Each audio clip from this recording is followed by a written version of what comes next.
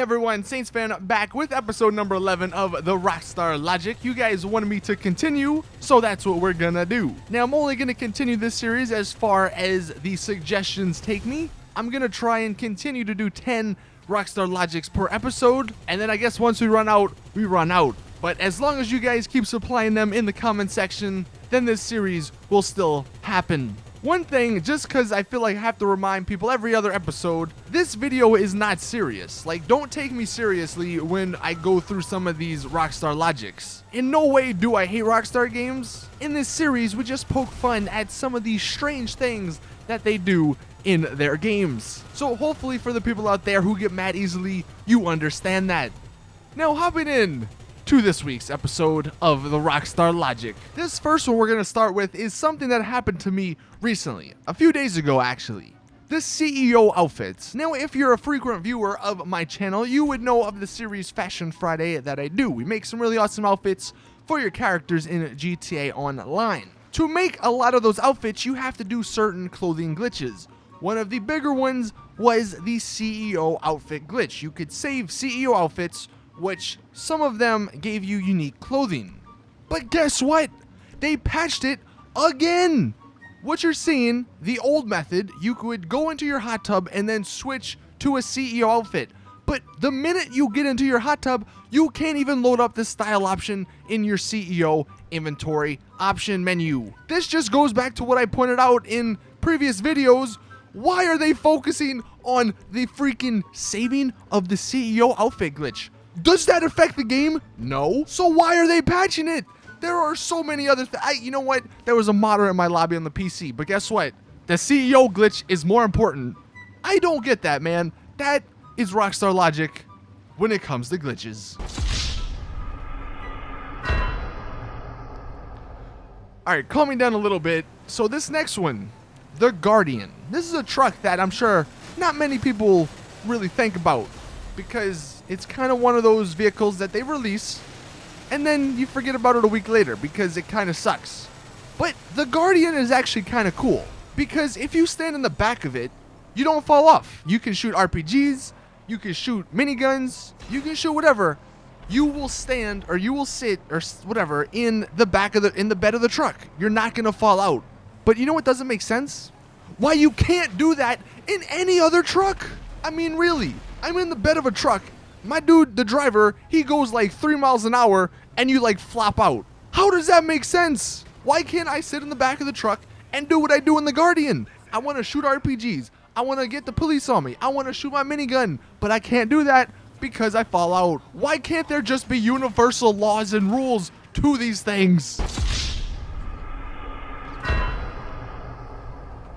Alright, this next one's pretty good because this actually happened to me like totally unintentionally. I was recording, I believe, Fashion Friday, and this happened. I'll let you guys listen to my reaction. Look, Rockstar Logic. How do I not die from that? That is messed up.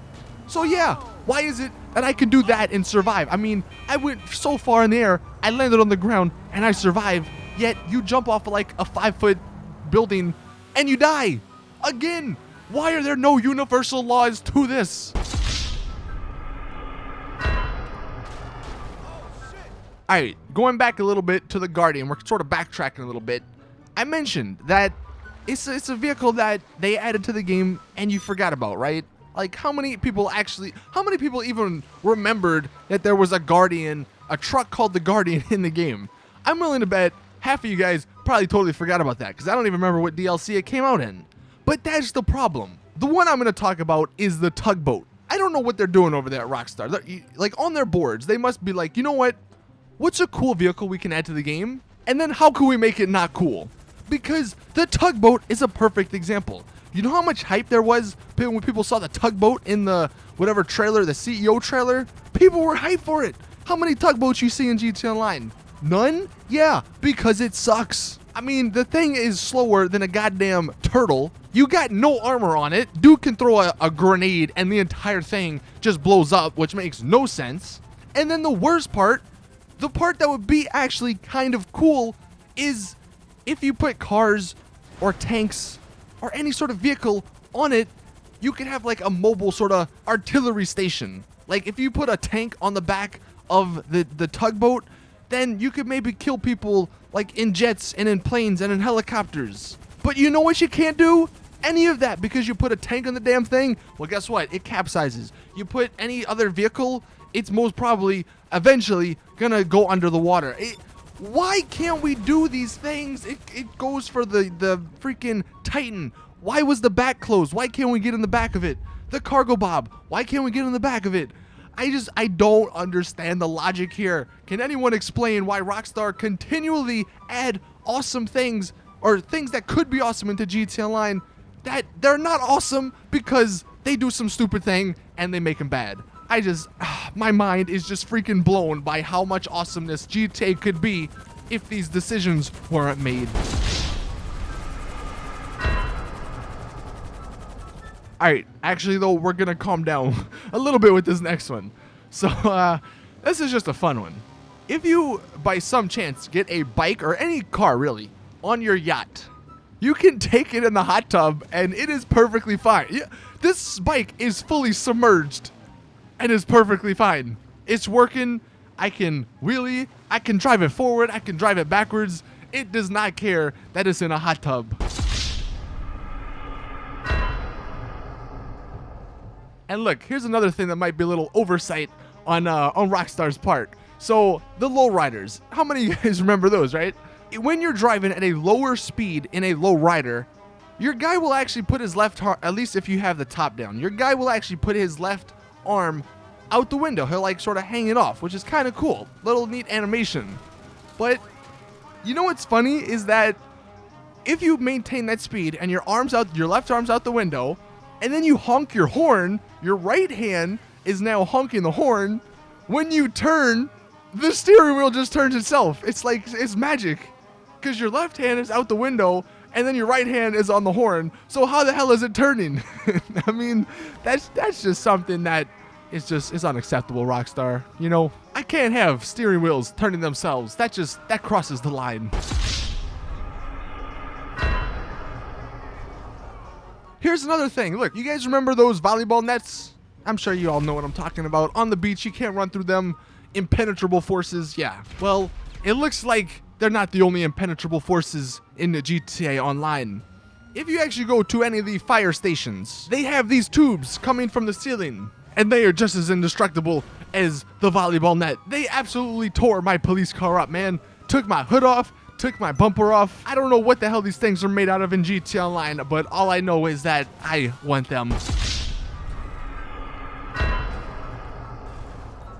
This next thing is a balancing issue in the game, and it goes off of just Rockstar's logic in GTA Online. I mean, it just fits it perfectly. So, the Hydra. Now, before the Hydra came out, GTA Online was a beautiful place. You never really saw many people in jets because the only one that was available was the laser. And to get it, you actually had to go into the military base and steal one. So if you actually did steal one, you successfully got it out of there. If you got shot down by another player or by another, like an NPC, you would have to do that same process over again. So it limited people because they didn't want to have to go all the way to the military base, steal another jet, and go through that whole process. It was a good time. But then the Hydra came. See, the Hydra, the way it's balanced, it's better in every aspect over the laser. I mean, okay, I guess the laser goes a little bit faster, but the Hydra has VTOL capabilities. It's got an explosive cannon. It's got rockets. You can call it from anywhere. I mean, yeah, it costs $3 million, but no one cares. They literally, with the Hydra, made the laser useless. And that's just the balancing issues in this game. See, what they could have done was have it so where the Hydra only spawns at the military base. Maybe those gates finally open. Maybe you spent $3 million and you call it from Pegasus. It spawns at the military base, but you don't get stars when you go in and get it. But no, that's not what had to happen. What had to happen was that the freaking Hydra can spawn anywhere except for your yacht, conveniently, because that wouldn't make sense. And people use it to grief others. So the Hydra is its own Rockstar Logic. Now, this second or third to last one, I actually had no idea because I don't listen to the radio at all. I turn the music off completely in GTA Online and in GTA 5 just because the music usually is copyrighted and I don't want to have to deal with that, so I just turn it off. So I don't really listen to the radio stations. I don't pay attention to that stuff. But apparently, when you go up into Blaine County, there's a specific radio station that you get, like that you unlock or whatever. It's called the Blaine County Radio. Now the thing is, it only works in Blaine County. If you head towards the city, if you're listening to it, which I'll let you hear an example, it fades away. I'm a stupid person fight back. One idiot. Now, that might make sense for real life, I guess, because, you know, radio stations, they can only travel so far. But the thing is, the thing that doesn't make sense, every other radio station is perfectly fine anywhere on the map. And that Blaine County radio, apparently, it only disappears if you head south, because you can go as far north as you possibly can, and you will never lose it. So, I mean, what kind of radio signal are they broadcasting that only goes north? And why can we not listen to this radio station anywhere on the map? It's not like Blaine County's that far from Los Santos. Alright, now the final Rockstar Logic. This one actually goes back to last week's episode when I talked about Rooftop Rumble. So, if you guys recall, Rooftop Rumble was the first big mission that was like popular mainstream. People did it and got a lot of money. They nerfed it. People found a new one. I think it was like Potshot. And there was like, it went on for a few more times. Eventually, there was a mission called Coveted. Now, Coveted was a mission people did for a long time. You could actually put it in a playlist and do it over and over again. I think up to 16 times. People did this and made a ton of money. Well, see, the Rockstar Logic was initially going to be on what happens in that mission, because over the years, like Rooftop Rumble, Rockstar changed it for no apparent reason, but they changed it.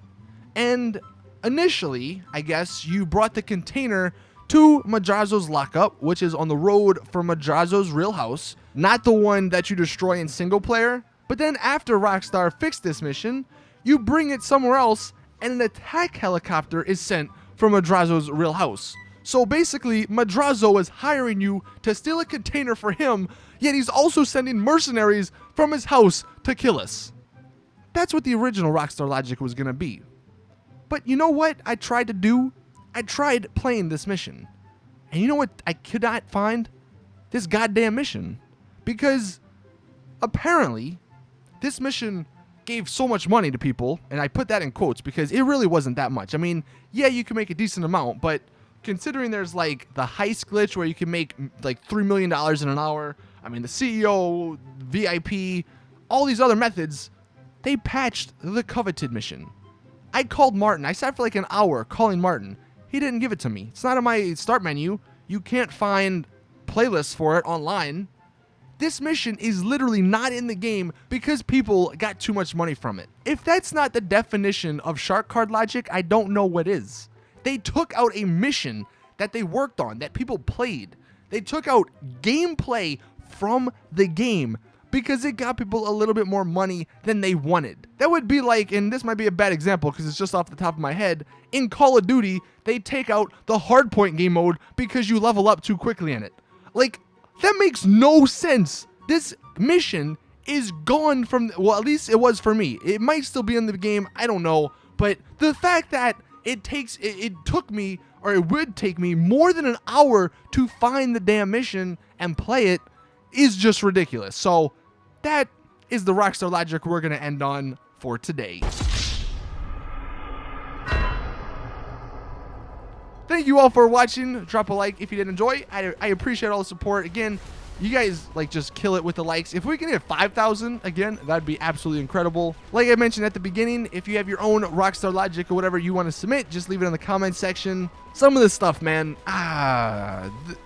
you know, I'm praying that in either Red Dead Redemption 2 or GTA Online 2, they fix this stuff and see that the stuff they do is just idiotic, you know, because it drives me crazy, you know what I mean? Like, this game could be so good, but this Rockstar Logic is holding it down.